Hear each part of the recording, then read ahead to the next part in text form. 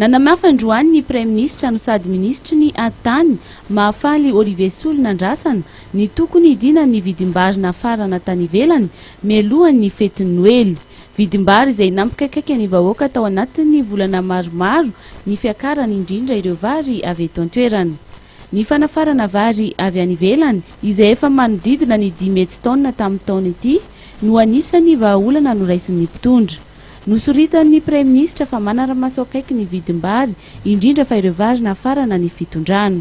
Na fanjakana dia tsy niandry n'izany andro ny fikambanana avy an-tsena izany.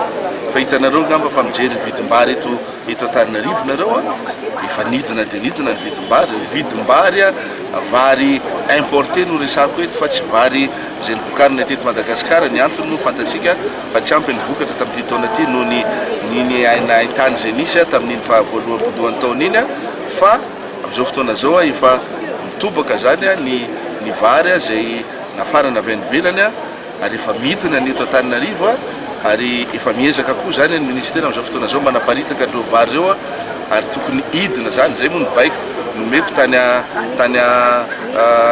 mandry tsara moa zany na ny baiko ny ministra ny commerce aoka mba hidina ny vary alohan'ny 15 volana Desambra alohan'ny Noely zany. Raha ny tokony ho izy dia tokony eo amin'ny 3,7 ariary eny amin'ny mpamongady ary 7,7 ariary eny amin'ny mpanjara ny vidin'ireo vary nafarana. Entina hiatrehana ny fety ny ministeran'ny an-tany dia nanome fanomezana ny mpiasa ao aminy. Fanomezana izay ahitana vary raigony, menaka ary akoho.